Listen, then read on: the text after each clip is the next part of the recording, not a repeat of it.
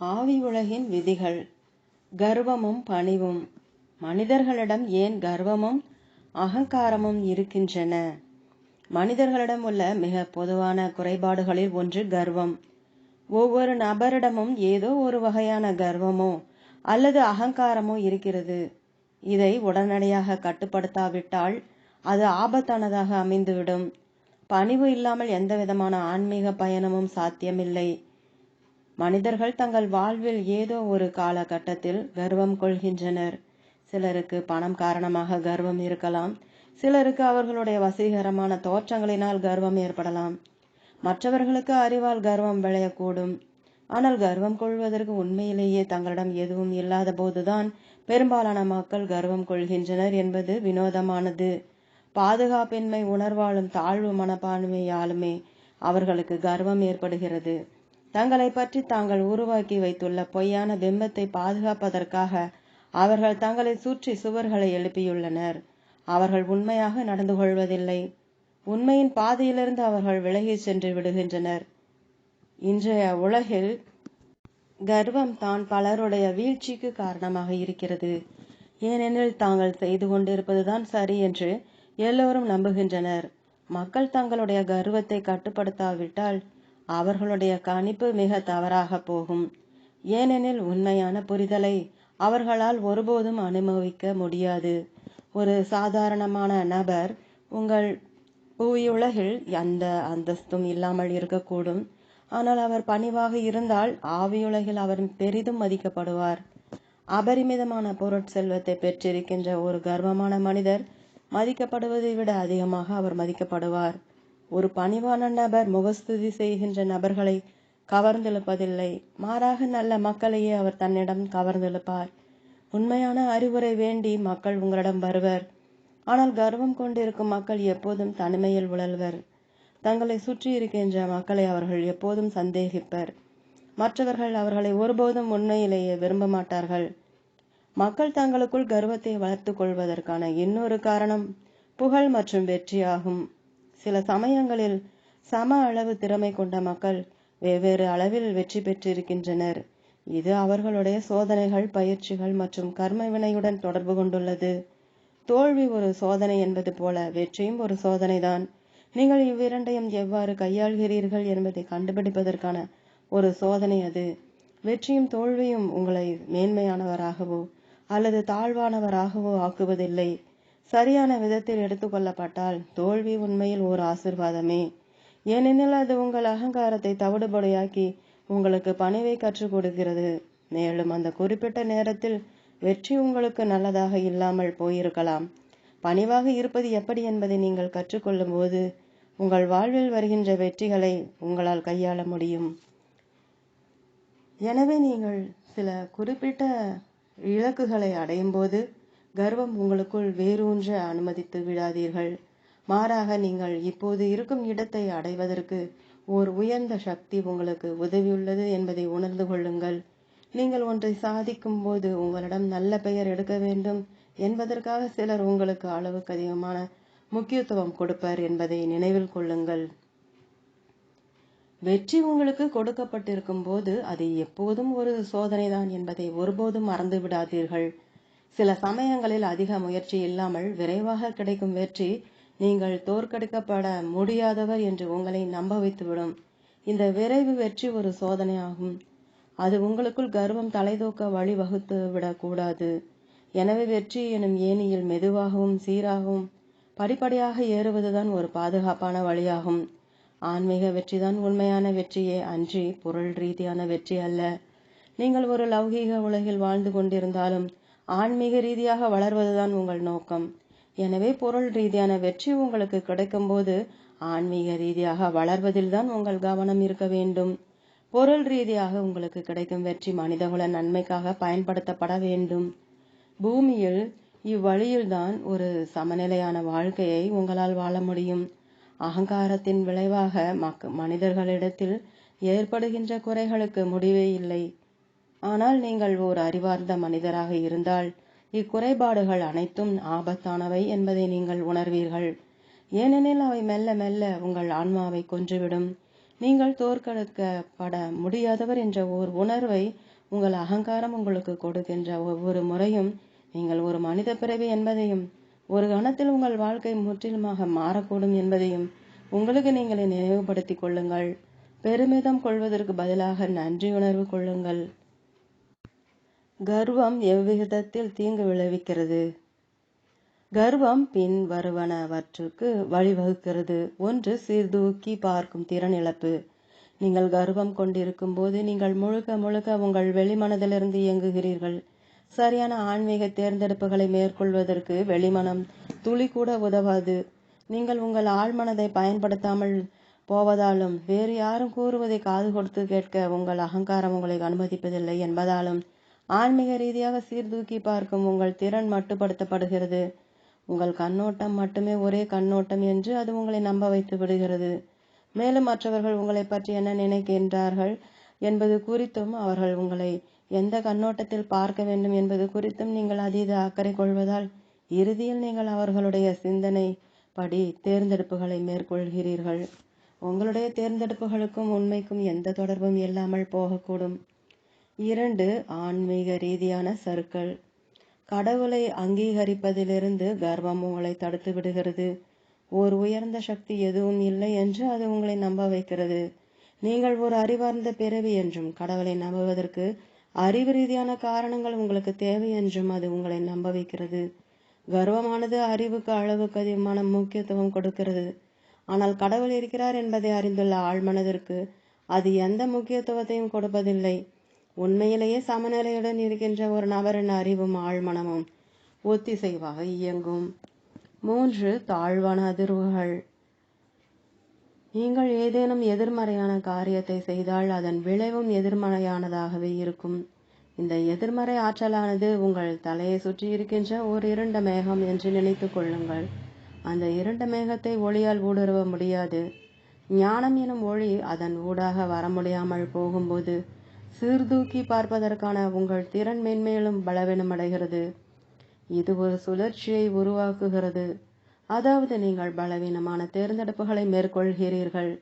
தவறான நடவடிக்கைகள் எதிர்மறை அதிர்வுகளை உருவாக்குகின்றன. உங்களுடைய தாழ்வான அதிர்வுகள் உங்களையும் உங்களை சுற்றி இருப்பவர்களையும் பாதிக்கின்றன. உங்களை சூழ்ந்திருக்கும் இந்த எதிர்மறை மேகத்தை அவர்கள் உணர்ந்து கொண்டு உங்களிடமிருந்து விலகி இருப்பர். மேலும் உங்களை சூழ்ந்துள்ள எதிர்மறை ஆற்றல் அதிகமான எதிர்மறை ஆற்றல்களை கவர்ந்தெழுக்கிறது. 4. அநியாயம். எது எப்படியாயினும் சரி, நீங்கள் கூறுவதும் செய்வதும் மட்டும்தான் எப்போதும் சரி என்று உங்கள் அகங்காரம் உங்களை நம்ப வைக்கிறது. எனவே திறந்த மனதுடன் இருப்பதற்கு பதிலாக சூழ்நிலைகளை பற்றிய உங்கள் புரிதல் மட்டுப்படுத்தப்படுகிறது. நீங்கள் உங்கள் அபிப்பிராயங்களை மற்றவர்கள் மீது திணிக்கிறீர்கள். அவர்களுடைய சுதந்திரமான தேர்ந்தெடுப்பில் நீங்கள் குறுக்கிடுகிறீர்கள். இது ஒரு மிகப்பெரிய அநியாயம். துரதிருஷ்டவசமாக உங்கள் அகங்காரம் உங்கள் கண்களை குருடாக்கி விடுவதால் உங்களால் அந்த அநியாயத்தை பார்க்க முடியாமல் போய்விடுகிறது. 5. பொறாமை. உங்கள் அகங்காரம்தான் உங்கள் பயணத்தை இன்னொருவருடைய பயணத்துடன் ஒப்பிடுகிறது. உங்களுக்கு கொடுக்கப்பட்டுள்ள பரிசுகளை நீங்கள் நன்றியோடு ஏற்றுக்கொள்வதற்கு பதிலாக உங்கள் அகங்காரம் உங்களிடம் இல்லாதவற்றின் மீது நீங்கள் கவனம் செலுத்தும்படி செய்துவிடும். அது மட்டுமல்லாமல் மற்றவர்களுடைய பரிசுகளையும் சாதனைகளையும் நீங்கள் வெறுக்கும்படியும் அது செய்துவிடும். உங்கள் அகங்காரம் உங்களுக்கு பாதுகாப்பின்மை உணர்வை கொடுத்து உங்களுக்குள் பொறாமையை வளர்த்துவிடும். 6. மன நிறைவின்மை. பூமியில் ஒரு நபர் கற்றுக்கொள்ள வேண்டிய மிக முக்கியமான பாடங்களில் ஒன்று மனநிறைவு. அகங்காரம் என்பது வெளிமனதின் ஒரு விளைவு. இன்னும் அதிகமாக வேண்டும் என்ற உணர்வை அது உங்களுக்கு கொடுக்கிறது. உங்களிடம் அகங்காரம் இருந்தால் நீங்கள் உங்கள் வெளிமனதை பயன்படுத்துகிறீர்கள். அதற்கு அளவுக்கு அதிகமான சக்தியை கொடுக்கிறீர்கள். வெளிமனதானது தேவைகளை தாண்டி ஆசைகளை உருவாக்குகிறது. பிறகு நீங்கள் அந்த ஆசைகளுக்கு அடிபணிந்து செல்வத்தையும் அதிகாரத்தையும் புகழையும் தேடி செல்கிறீர்கள். இவற்றையெல்லாம் கைவசப்படுத்திய பிறகும் உங்களுக்கு திருப்தி ஏற்படுவதில்லை. உங்களுக்கு மனநிறைவு ஏற்படுவதில்லை. அதிகமான பொருட்கள் வேண்டும் என்ற எண்ணத்தை உங்கள் அகங்காரம் உருவாக்குகிறது. ஆனால் அவை உங்களுக்கு கிடைத்த பிறகு புதிய ஆசைகளை அது உங்களுக்குள் தோற்றுவிக்கிறது. நீங்கள் அந்த ஆசைகளுக்கு தீனி போடுகிறீர்கள். அவற்றுக்கு அதிக முக்கியத்துவத்தையும் சக்தியையும் கொடுக்கிறீர்கள். ஆனால் நீங்கள் பணிவானவராக இருந்தால் நீங்கள் உங்கள் வெளிமனதை பயன்படுத்தி கொண்டிருக்கிறீர்கள் என்று பொருள். ஆழ்மனதின் தேவை மிகவும் எளியது. ஆன்மீக ரீதியாக எது சரியோ அதை செய்வதை பற்றி மட்டுமே அது அக்கறை கொள்கிறது. மேலும் ஆழ்மனதின் அறிவுரையை பின்பற்றக்கூடிய அளவு நீங்கள் பணிவானவராக இருந்தால் பதிலுக்கு அது உங்களுக்கு மன அமைதியை கொடுக்கிறது. மன நிறைவு என்பது ஆழ்மனதின் அறிவுரையை பின்பற்றுவதன் விளைவாக ஏற்படுவதாகும். 7 எதிரிகள். அவசரத்தனமான மற்றும் அறிவுக்கு புறம்பான நடவடிக்கைகள் மூலம் நீங்கள் எதிரிகளை உருவாக்குகிறீர்கள். அந்த நேரத்தில் எனக்கு அதை பற்றி கவலை இல்லை என்று உங்கள் அகங்காரம் கூறுகிறது. ஆனால் காலம் கடந்த பிறகு நீங்கள் அது குறித்து பின் வருத்தம் கொள்வீர்கள். 8 உறவுகள் இழப்பு. இணக்கமாக இணைந்து வாழ்வதை பற்றியதே உறவுகள். ஆனால் கர்வம் நம் உறவுகளுக்கு எதிராக செயல்படுகிறது. ஏனெனில் நீங்கள் தான் உயர்ந்தவர் என்ற எண்ணத்தை அது உங்களுக்குள் தோற்றுவிக்கிறது.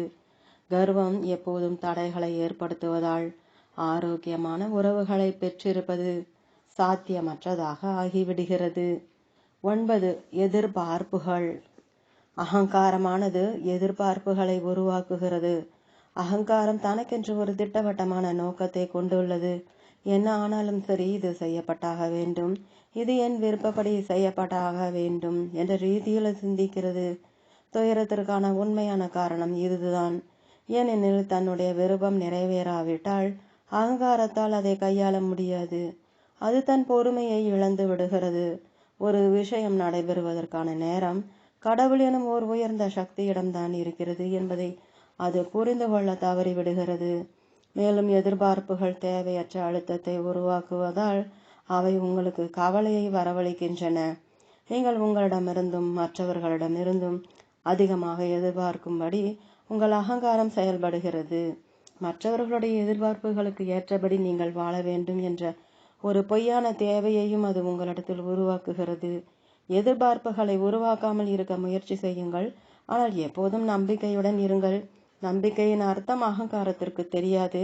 ஏனெனில் நம்பிக்கை என்பது நீங்கள் உங்களுக்கு வெளியே உள்ள ஒன்றை சார்ந்திருப்பதை பற்றியது. அதாவது கடவுளின் திட்டத்திற்கு இடம் கொடுத்து முடிவை கடவுளின் கைகளில் நீங்கள் ஒப்படைத்து விடுகிறீர்கள்.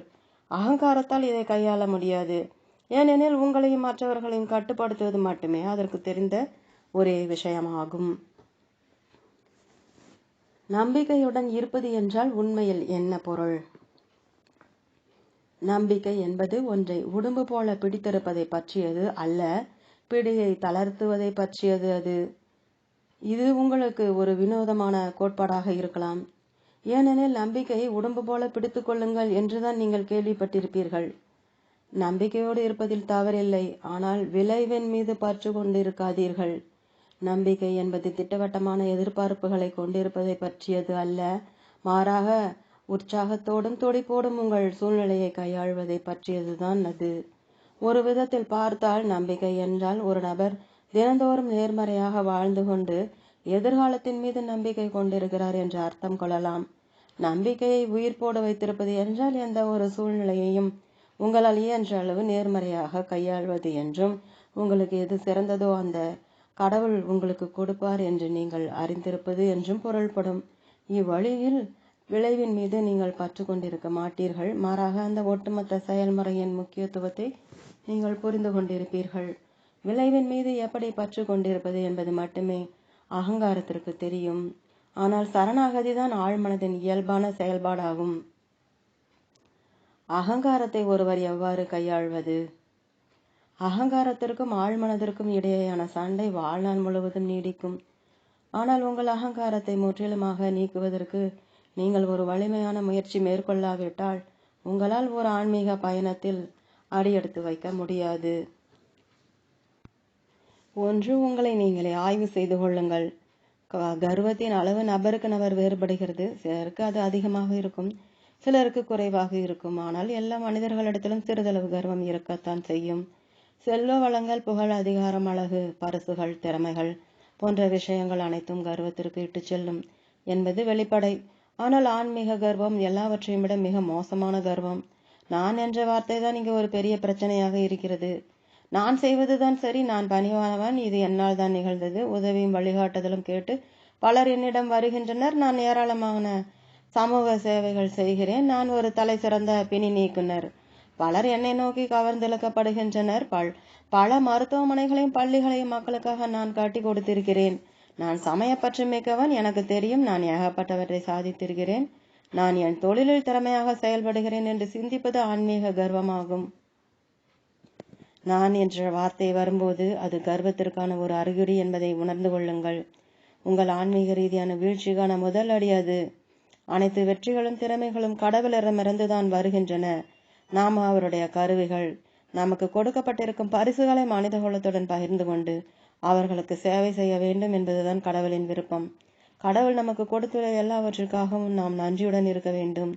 இந்த அனைத்து ஆசீர்வாதங்களையும் நாம் பணிவோடு ஏற்றுக்கொள்ள வேண்டும்.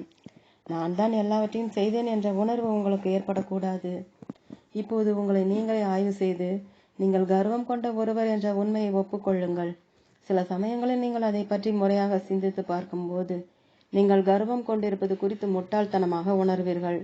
கடவுளிடம் பிரார்த்தனை செய்து அவருடைய வழிகாட்டுதலை கேளுங்கள்.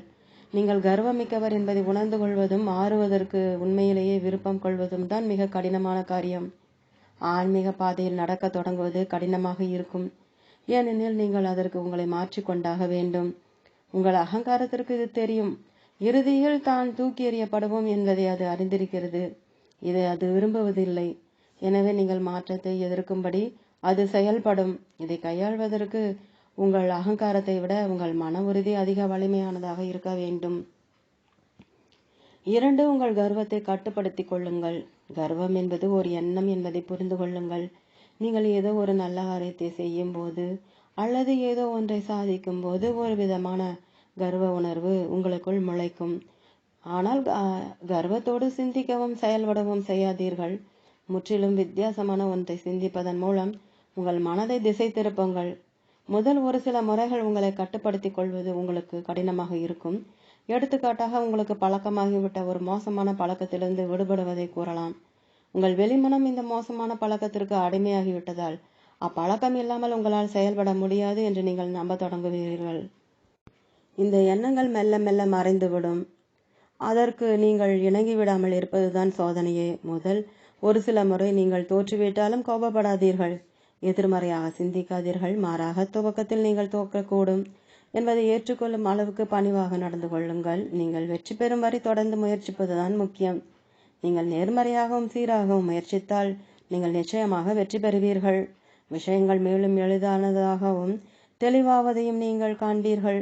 நீங்கள் சரியான பாதையில் நடக்க தொடங்குவீர்கள். மிக முக்கியமாக, உங்கள் கட்டுப்பாட்டை விட்டுக் கொடுக்காதீர்கள். 3. கர்வமான எண்ணங்களை அகற்றிவிட்டு அவற்றின் இடத்தில் பணிவான எண்ணங்களை வளர்த்திடுங்கள். விஷயங்கள் பற்றிய தெளிவற்ற எண்ணங்களையும் புரிதலையும் ஒரு தாளில் எழுதி கொள்ளுங்கள். பிறகு அவற்றை தெளிவாக புரிந்து கொள்ளுங்கள். இவ்வழியில் சிறிய கர்வ எண்ணங்கள் முழு அகங்காரமாக வளர்வதை நீங்கள் தடுத்து விடுகிறீர்கள். கர்வ எண்ணங்கள் அவ்வப்போது முளைக்கத்தான் செய்யும். ஆனால் உங்கள் மனதை எவ்வாறு கட்டுப்படுத்த வேண்டும் என்பதை நீங்கள் அறிந்திருப்பீர்கள். தொடர்ந்து முயற்சி செய்யுங்கள். பிறக்கும் போதே மக்கள் கர்வத்துடன் பிறக்கின்றனரா அல்லது அப்பண்பு நலனை அவர்கள் காலப்போக்கில் கைவசப்படுத்துகின்றனரா? மனிதர்களுக்கு ஒரு வெளிமனம் இருக்கிறது என்ற யதார்த்தம் பூமியில் ஒரு பெரும் அகங்காரத்தை வளர்த்து கொள்வதற்கான மிக வலிமையானதொரு சாத்தியக்கூறு அவர்களுக்கு இருக்கிறது என்று அர்த்தமாகிறது. சிலர் மற்றவர்களை விட குறைவான கர்வம் கொண்டுள்ளனர். சிலர் அதிக கர்வம் கொண்டுள்ளனர். ஏனெனில் சில ஆன்மாக்கள் தங்களுடைய முந்தைய பிறவிகளில் கடினமாக உழைத்து தங்கள் அகங்காரத்தை வேரோடு பிடுங்கி எறிந்துவிட்டு இப்போது பணிவாக இருக்கின்றனர். ஆனால் மற்றவர்கள் பணிவை கற்றுக்கொள்ள தவறிவிட்டு அகங்காரத்தை வேறு இருப்பதற்காக இப்போது மீண்டும் பூமியில் பிறப்பெடுத்துள்ளனர். துரதிருஷ்டவசமாக பூமியில் அவர்களுடைய அகங்காரம் பூதாகாரமாக வளர்ந்து இறுதியில் அந்த அகங்காரத்தின் காரணமாக அவர்கள் மேலும் பல குறைபாடுகளை கைவசப்படுத்துகின்றனர். ஒரு எளிய எடுத்துக்காட்டை இங்கு கொடுக்கிறேன்.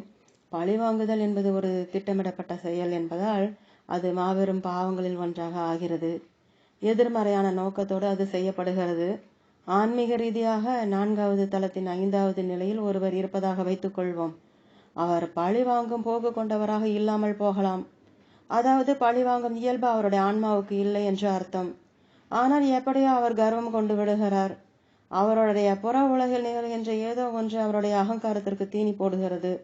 உலக ரீதியான ஏதேனும் ஒரு சாதனையாக அது இருக்கலாம்.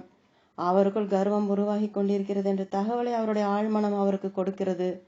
ஆனால் அவர் தன் ஆழ் மனதின் அறிவுரையை கேட்க மறுக்கிறார். ஏனெனில் அவர் தன் கர்வ உணர்வை ரசிக்கிறார். கர்வத்தினால் ஏற்படும் பிரச்சனை அதுதான். நீங்கள் சக்தி வாய்ந்தவர் என்ற உணர்வை அது உங்களுக்கு கொடுக்கிறது. நீங்கள் அந்த உணர்வுக்கு பழக்கப்பட்டு விடுகிறீர்கள். காலப்போக்கில் இந்த கர்வம் மேன்மேலும் வளர்ந்து இறுதியில் உங்கள் அகங்காரம் விஸ்வரூபம் எடுக்கும்படி செய்கிறது. தன்னை சுற்றி இருக்கின்ற எல்லாவற்றையும் அது தன் கவனத்தில் வைத்திருக்க விரும்புகிறது. குறிப்பாக மற்றவர்களின் சாதனைகளை அது கவனிக்கிறது. யாரேனும் ஏதேனும் நல்லது செய்யும் போது அவருடைய அகங்காரம் பூதாகாரமாகிறது. ஏனெனில் தான் எப்போதும் முதலிடத்தில் இருக்க வேண்டும் என்று அது விரும்புகிறது.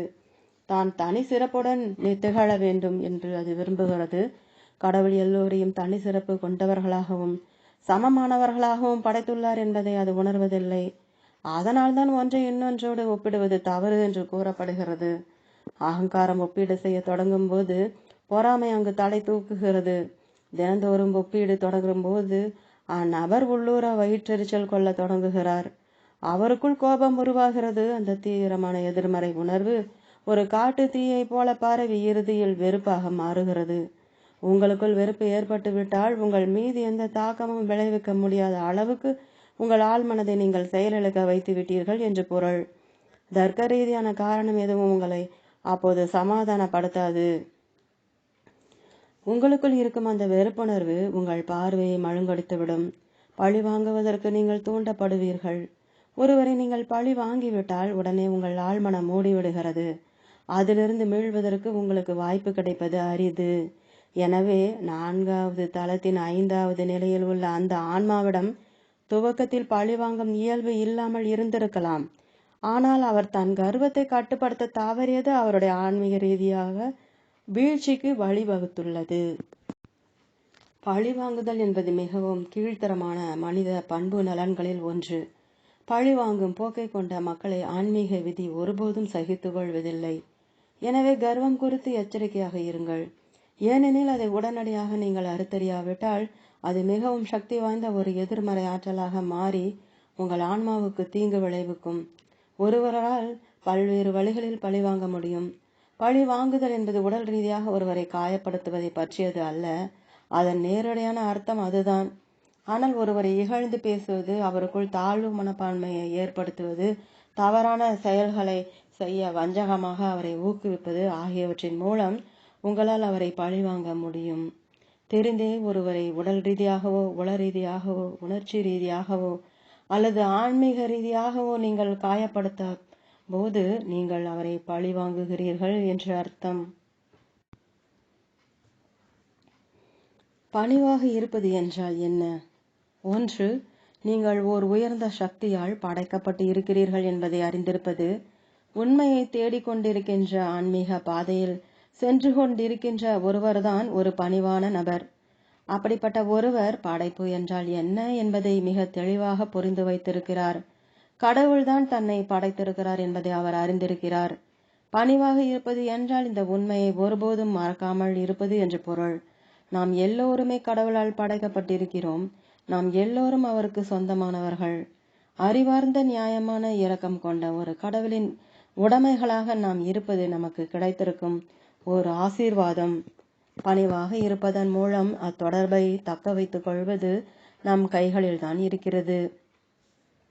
2. கர்வம் என்பது சுயநலத்தை பற்றியது என்றால் பணிவு என்பது தன்னலமின்மையை பற்றியது. கடவுளையும் அவருடைய பண்பு நலன்களையும் நீங்கள் அறிந்திருக்க வேண்டும் என்றால் நீங்கள் அந்த பண்பு நலன்களை கடைபிடித்து வாழ வேண்டும். கடவுளின் முதல் பண்பு நலன் பணிவு. பணிவு என்பது இருத்தலின் ஓர் இயற்கையான வடிவம். இயற்கையை நீங்கள் கூர்ந்து கவனித்து பார்த்தால் கடவுள் அழகை படைத்திருப்பதை நீங்கள் புரிந்து கொள்வீர்கள். அவருடைய படைப்புகளுக்கு அழகை கொடுப்பது அவற்றின் தோற்றம் மட்டுமல்ல, மாறாக இயற்கை என்பது பணிவு கொண்டது என்ற உண்மைதான். இயற்கை நமக்கு தேவையான எல்லாவற்றையும் வழங்குகிறது. அது முற்றிலும் தன்னலமற்றது. இந்த தன்னலமற்ற பண்பு நலன்தான் ஆன்மீகத்தின் மையமாகும். மேலும் இயற்கை இணக்கமாக இணைந்து வாழ்கிறது. நீரோடைகள் ஆறுகளாக ஆகின்றன. ஆறுகள் கடல்களாக ஆகின்றன. கடல்கள் பெருங்கடல்களாக ஆகின்றன. இயற்கையில் சமநிலையும் ஒற்றுமையும் இணக்கமும் இருக்கின்றன. எல்லாவற்றையும் விட மேலாக இயற்கையில் பணிவு இருக்கிறது. தான் ஒரு பெருங்கடலாக ஆக விரும்புவதாக ஒரு நீரோடை ஒருபோதும் கூறுவதில்லை. பிரபஞ்சத்தில் தன்னுடைய இடம் எது என்பதை அது அறிந்திருக்கிறது. அது தன் வேலையை பணிவோடும் மகிழ்ச்சியோடும் ஏற்றுக்கொண்டு தொடர்ந்து தன் பங்கை ஆற்றுகிறது. மனிதர்கள் இப்படித்தான் வாழ வேண்டும் என்று கடவுள் விரும்புகிறார். தன்னலமற்ற சேவைதான் உண்மையான ஆன்மீக கலையாகும். இப்பண்பு நலன் இயற்கையிடம் அபரிமிதமாக இருக்கிறது. 3. பணிவு கொண்டவர் போல பாசாங்கு செய்யாதீர்கள். உண்மையிலேயே பணிவு கொண்டவராக இருங்கள். கர்வம் என்பது எப்படி எண்ணத்தில் இருக்கிறதோ பணிவும் அதுபோலத்தான். தூய்மையற்ற நோக்கங்களை சரியான நல்ல நோக்கங்களாக வேடமிட்டு காட்டுவதில் அகங்காரம் திறமை பெற்றுள்ளது. நீங்கள் செய்து கொண்டிருப்பது சரியான காரியம் என்று அது உங்களை நம்ப வைத்து விடுகிறது. ஏனெனில் அகங்காரம் சுயநலமானது. அது எந்த விலை கொடுத்தேனும் தன்னுடைய விருப்பத்தை நிறைவேற்றிக் கொள்ளும். அந்த விலை உங்கள் சொந்த ஆழ்மனமாகவும் ஆன்மாவாகவும் இருக்கக்கூடும். எனவே பணிவெனும் முகமூடியை மனிதர்கள் அணிந்திருக்கின்றனர். அவர்களுடைய வார்த்தைகளும் செயல்களும் அவர்கள் பணிவானவர்கள் என்ற அபிப்பிராயத்தை நமக்கு கொடுக்கும். ஆனால் அவர்களுடைய எண்ணங்கள் முழுவதும் கர்வம் நிரம்பியிருக்கும். தாங்கள் எல்லோரையும் விட மேன்மையானவர்கள் என்று அவர்கள் நினைப்பர். மக்களை சில காலம் அவர்கள் ஏமாற்றக்கூடும். ஆனால் இந்த ஆன்மாக்கள் இறுதியில் எப்போதும் வெளிச்சம் போட்டு காட்டப்பட்டு விடுகின்றனர். 4. நீங்கள் ஆன்மீக பாதையில் சென்று கொண்டிருக்கிறீர்கள் என்றால் ஒருபோதும் கர்வம் கொள்ளாதீர்கள். நீங்கள் ஆன்மீக பாதையில் சென்று கொண்டிருக்கிறீர்கள் என்றால் அது குறித்து ஒருபோதும் கர்வம் கொள்ளாதீர்கள். பூமியில் உங்கள் வாழ்க்கையை வாழ்வதற்கான அனைத்து அறிவும் உங்களுக்கு கிடைத்த பிறகும் நீங்கள் தவறு செய்வதை தேர்ந்தெடுத்தால் ஆன்மீக ரீதியாக நீங்கள் வேகமாக வீழ்ச்சி அடைவீர்கள். அந்த வீழ்ச்சி அதிக தீவிரமானதாக இருக்கும். தாங்கள் கடவுளின் வேலையை செய்து கொண்டிருப்பதாக பூமியில் பலர் நினைக்கின்றனர். மக்களிடம் அறிவை பரப்புவதன் மூலமும் அவர்கள் தங்கள் வாழ்க்கையை எப்படி வாழ வேண்டும் என்று அவர்களுக்கு எடுத்து கூறுவதன் மூலமும் தாங்கள் அவர்களுக்கு ஒளியை வழங்குவதாக அந்த ஆன்மாக்கள் நினைக்கின்றனர். தங்களை ஆன்மீக தலைவர்கள் என்று அழைத்துக் கொள்கின்ற பலர் தங்களிடம் ஆன்மீக அறிவு இருப்பது குறித்து கர்வம் கொள்கின்றனர். இந்த ஆன்மீக கர்வம் தான் மிக மோசமான வகையான கர்வமாகும். ஆன்மாவுக்கு ஏற்படக்கூடிய மிகப்பெரிய சீரழிவு இதுதான். நீங்கள் ஆன்மீக அறிவை பெற்று உங்களை மேம்படுத்திக் கொள்ள விரும்பினால் சரியான குருவை தேர்ந்தெடுப்பது மிக முக்கியமான நடவடிக்கையாகும். பல குருமார்கள் அதிகார பசியுடன் இருக்கின்றனர். மாணவர்களை ஏமாற்றி எப்படி தங்களுக்கு சாதகமாக அவர்களை பயன்படுத்திக் கொள்வது என்பதை அவர்கள் அறிந்திருக்கின்றனர். அவர்கள் தங்கள் மாணவர்களின் அகங்காரத்திற்கு தீனி போடுவர். அவர்களுடைய சொந்த பயங்களை கொண்டு அவர்களை தங்கள் பக்கம் இழுப்பர். ஆன்மீக பாதை சுலபமானது அல்ல, கடினமான உண்மைகளை உள்ளடக்கியது அது. நீங்கள் உங்களுக்குள் சென்று பார்த்து உங்களை ஆய்வு செய்து உங்களிடம் இருக்கும் குறைபாடுகளை ஒப்புக்கொள்ள வேண்டும் என்று அது எதிர்பார்க்கிறது. ஒரு தவறான குரு நீங்கள் கேட்க விரும்புகின்றவற்றை மட்டுமே உங்களிடம் கூறுவாரே தவிர உங்களுக்கு தேவையானதை அவர் கூற மாட்டார். ஒரு உண்மையான குரு எப்போதும் ஒரு மாணவனாகவும் இருக்கிறார். ஒரு குருநாதர் பணிவாரவராக இருக்கிறாரா இல்லையா என்பதை உணர்த்தக்கூடிய முதல் அறிகுறி அதுதான். 5. நீங்கள் கடவுளின் ஒரு குழந்தை என்பதை எப்போதும் நினைவில் வைத்திடுங்கள். உங்கள் வசமுள்ள அனைத்து அறிவும், நீங்கள் பெற்றுள்ள அனைத்து திறமைகளும், உங்களுக்குள் இருக்கும் அனைத்து நல்லவையும் உங்களுடையவை அல்ல. அவை உங்கள் ஊடாக பாய்ந்தோடுகின்றன. நல்லவை பாய்ந்தோடுவதற்கான ஒரு ஊடகமாக இருப்பதற்கு உங்கள் மனமும் உடலும் ஆன்மாவும் அதிர்ஷ்டம் செய்திருக்கின்றன. இந்த ஓட்டம்தான் உங்களை சரியான பாதையில் வைத்திருக்கிறது. ஆனால் அந்த ஓட்டத்திற்கு நீங்கள் உரிமை கொண்டாட தொடங்கும் போதும், நீங்கள் தான் அதன் இருத்தலுக்கு பொறுப்பு என்று நீங்கள் நம்ப தொடங்கும் போதும் நீங்கள் மெல்ல மெல்ல அந்த ஓட்டத்தை குறைக்கிறீர்கள். இறுதியில் ஒரு நாள் அது வெறும் சொட்டு சொட்டாக ஓடி விரைவில் அந்த ஓட்டம் முழுவதுமாக நின்றுவிடும். அந்த ஓட்டம் உங்களை விட்டு விலகவில்லை, மாறாக நீங்கள் அதை விட்டு விலகிவிட்டீர்கள். கர்வமாக இருப்பதன் மூலம் அந்த ஓட்டத்தை விட்டு நீங்கள் விலகிவிட்டீர்கள். ஆன்மீக விதிப்படி அந்த ஓட்டம் பணிவை நோக்கி கவர்ந்தெழுக்கப்படுகிறது. ஆன்மீக ரீதியாக சரியாக இருக்கின்ற சேவை என்ற கோட்பாட்டை புரிந்து கொள்ளும் அளவுக்கு திறந்திருக்கின்ற இன்னொரு ஊடகத்தை அந்த ஓட்டம் நாடுகிறது. ஊடகங்கள் என்ற முறையில் நீங்கள் சேவகர்களாக செயல்படுகிறீர்கள். சேவை செய்வதன் மூலம் நீங்கள் சக படைப்பாளியாக ஆகிறீர்கள். ஆனால் நீங்கள் கர்வம் கொள்ளும் கணத்தில் நீங்கள் தனியாக இயங்குவதை தேர்ந்தெடுக்கிறீர்கள். கடவுளுடனான தொடர்பை துண்டித்துக் கொள்வதை தேர்ந்தெடுக்கிறீர்கள். இப்போது உங்கள் மனமும் உடலும் மட்டுமே உங்களுடன் இருக்கின்றன. அவை மட்டுப்படுத்தப்பட்டுள்ளன என்பதை மறந்து விடாதீர்கள். உங்கள் மனதையும் உடலையும் விட அதிக வேகமாக உங்கள் ஆன்மா தொடர்ந்து மறைந்து கொண்டிருக்கும். ஏனெனில் கடவுள் இல்லாமல் அதனால் வாழ முடியாது. நீங்கள் மதிப்பு வாய்ந்த ஒருவராக இருக்க விரும்பினால் ஆன்மீக செல்வமும் வலிமையும் உங்களுக்கு தேவை. ஆனால் அகங்காரம் ஆட்சி செய்ய விரும்புகிறது. நீங்கள் கடவுளை அங்கீகரிப்பதன் மூலம் சக்தியற்றவர்களாக ஆகிவிடுகிறீர்கள் என்று அது உங்களிடம் கூறுகிறது. கடவுளிடமிருந்து விலகி செல்வதன் மூலம் உங்களுக்கு சக்தி கிடைத்திருப்பது போன்ற ஒரு மாயையை உங்கள் அகங்காரம் உங்களிடத்தில் ஏற்படுத்துகிறது. பொருட்செல்வத்தையும் புகழையும் அடைவதை நோக்கி அது உங்களை உந்தி தள்ளும். இது ஒரு நேர்மறையான உந்துதல் என்று நீங்கள் தவறாக நம்பி உங்கள் பௌதீக உலகில் மேன்மேலும் அதிகமானவற்றை அடைவதற்கு நீங்கள் முயற்சி செய்வீர்கள். உங்கள் அகங்காரத்தை ஊக்குவிப்பதன் மூலமும் ஆழ்மனதை விட உங்கள் வெளிமனதிற்கு அதிக முக்கியத்துவம் கொடுப்பதன் மூலமும் நீங்கள் உங்கள் ஆன்மாவை முற்றிலுமாக உதாசீனப்படுத்தி கொண்டிருக்கிறீர்கள். கர்வம் எனும் ஆபத்தான தசையை வலிமைப்படுத்தி கொண்டிருக்கிறீர்கள். நீங்கள் இறந்து போகும்போதுதான் அந்த மாயை விலகுகிறது. உங்கள் ஆன்மா மதிப்பிடப்படும் போது நீங்கள் உங்கள் மாயையிலிருந்து விடுபடுகிறீர்கள். ஆனால் அதற்கொரு காலம் கடந்து விடுகிறது. நிரந்தரமான உங்கள் ஆன்மா ஒன்றுதான் உண்மையான மதிப்பு கொண்டது என்பதை நீங்கள் உணர்கிறீர்கள். தற்காலிகமானவற்றின் மீது நீங்கள் உங்கள் ஒட்டுமொத்த வாழ்க்கையையும் செலவிட்டு விட்டீர்கள். பௌதிக ரீதியான மற்றும் பொருள் ரீதியான அதிகாரத்தை கைப்பற்றுவதில்தான் உங்கள் ஆற்றல் முழுவதையும் நீங்கள் குவித்தீர்கள். அதிகாரத்தை பற்றி நினைக்காதீர்கள். மாறாக ஆன்மீக வலிமையை பற்றி சிந்தியுங்கள். உங்களால் பார்க்க முடிகின்ற அனைத்தும் தற்காலிகமானவை. உங்கள் கண்களுக்கு புலப்படாத பொருட்கள் அனைத்தும் நிரந்தரமானவை. இந்த உண்மையை உங்கள் மனதில் இருத்தி நீங்கள் உங்கள் வாழ்க்கையை வாழ்ந்தால் பொருட்செல்வம் மற்றும் புகழ் குறித்து நீங்கள் பேராசை கொள்ள மாட்டீர்கள். உண்மையில் செல்வமும் புகழும் உங்களை வந்தடையும் போது நீங்கள் அவை குறித்து நன்றியுணர்வு கொள்வீர்கள். மற்றவர்களுக்கு உத்வேகமூட்டவும் கடவுளின் வேலையை செய்வதற்குமான ஒரு நிலையில் நீங்கள் இருத்தப்பட்டிருக்கிறீர்கள் என்ற உண்மையை நீங்கள் அறிவீர்கள். கடவுளின் வேலையை செய்வது என்றால் உங்கள் வலிமையான பதவியை பயன்படுத்தி அடுத்தவர் வளர்வதற்கு உதவுவது என்று பொருள். ஒருவருடைய ஆன்மாவை குணப்படுத்துவதும் வலிமைப்படுத்துவதும் இறுதியில் அந்த ஆன்மா உயர் நிலையை எட்ட அதற்கு உதவுவதும் தான் ஒவ்வொரு மனிதனின் உச்சகட்ட இலக்காக இருக்க வேண்டும். சிலர் ஏன் பணிவை ஒரு பலவீனமாக பார்க்கின்றனர்? பணிவின் உண்மையான அர்த்தத்தை அவர்கள் புரிந்து கொள்ளாததுதான் அதற்கு காரணம். சுய மதிப்பும் பணிவும் இணைந்தே செல்கின்றன. அதாவது என்ன நிகழ்ந்தாலும் சரி, உங்களுடைய ஆன்மாவையும் மற்றவர்களுடைய ஆன்மாவையும் ஒருபோதும் காயப்படுத்தாத தேர்ந்தெடுப்புகளையே நீங்கள் மேற்கொள்வீர்கள் என்பது அதன் பொருள். சரியாக சீர்தூக்கி பார்க்கும் திறனை பெற்றிருப்பது, உங்களுடைய வரம்புகளை அறிந்திருப்பது, அடுத்தவருக்கு தீங்கு விளைவிக்காமலும் அவரை மதிப்பு குறைவாக நடத்தாமலும் இருப்பது ஆகியவை பணிவின் அம்சங்கள். பணிவை ஒரு பலவீனமாக பார்க்க கூடாது.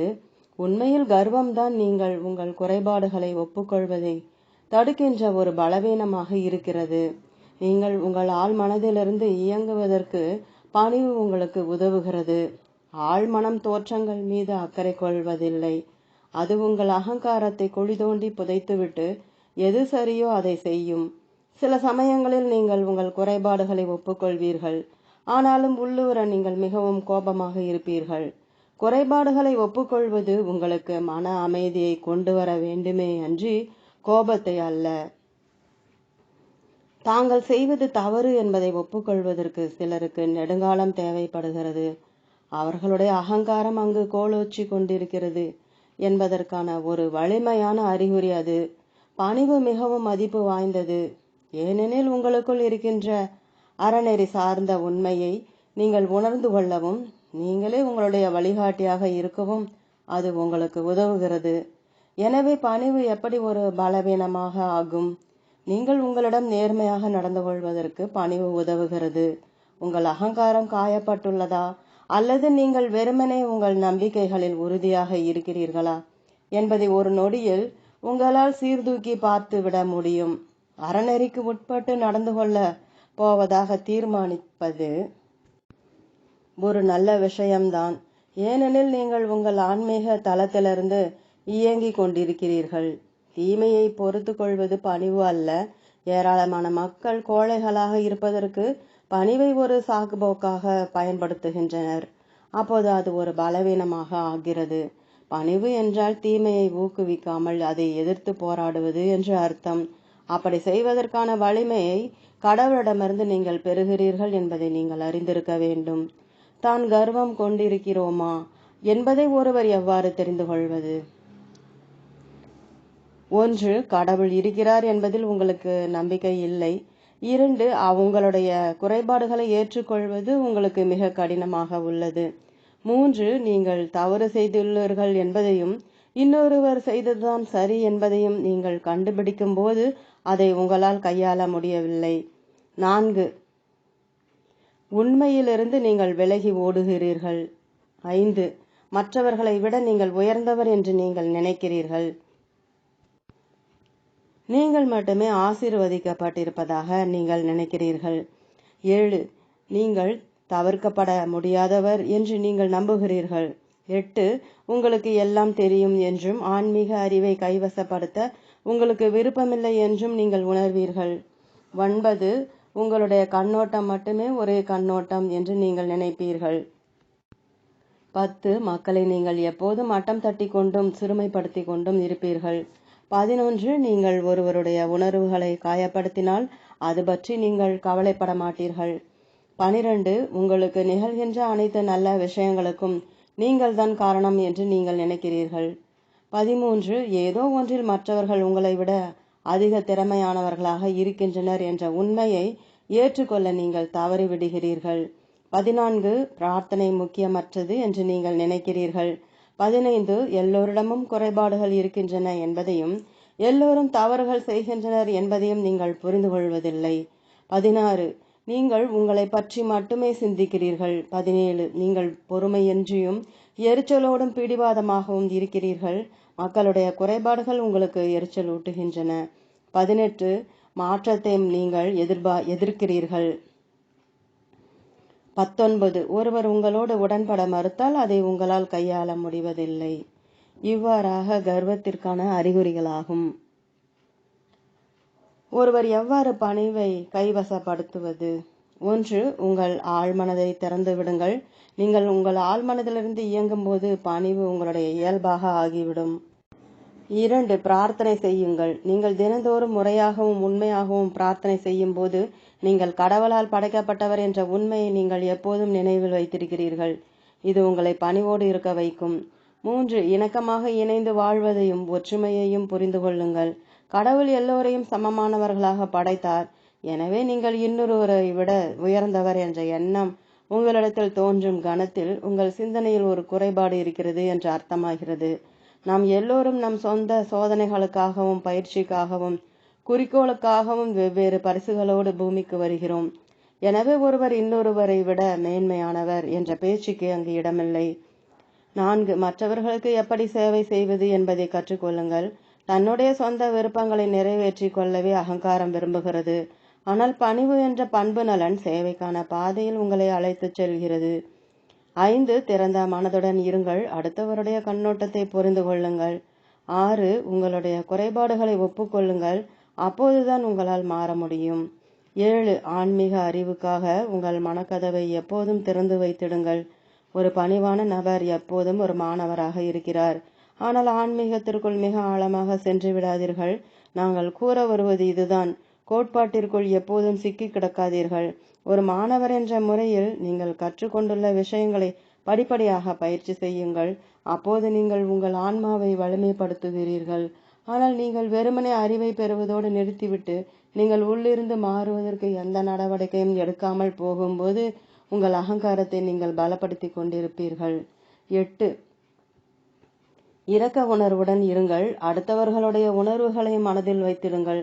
அவர்கள் மீது கரிசனம் கொண்டு அவர்களுடைய சூழ்நிலைகளை புரிந்து கொள்ளுங்கள். 9. பொறுமையாக இருங்கள்.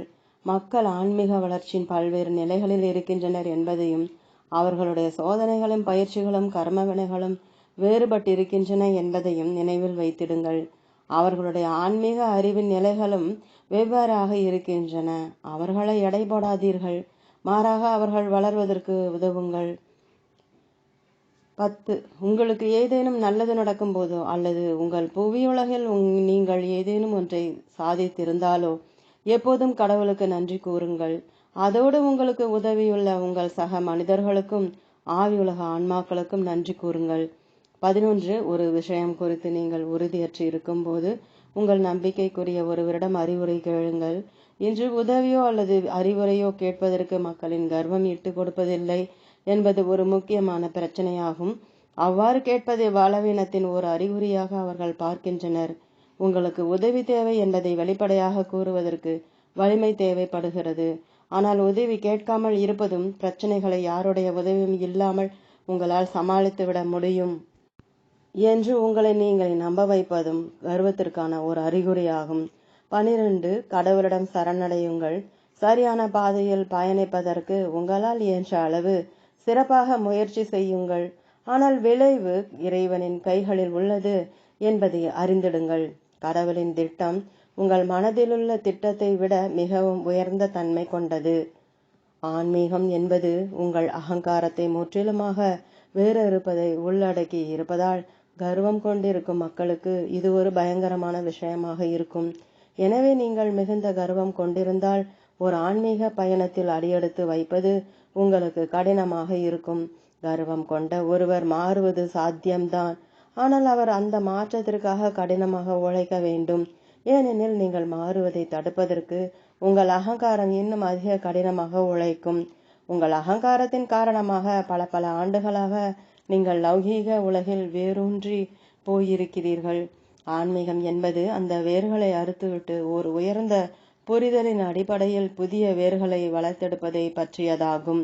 அகங்காரம் உங்களை எந்த உயரத்திற்கும் அழைத்து செல்லாது. ஆனால் பணிவு நீங்கள் உயிரை பறப்பதற்கும் அதே சமயத்தில் அடக்கத்தோடு இருப்பதற்கும் உங்களுக்கு உதவுகிறது. ஓம்.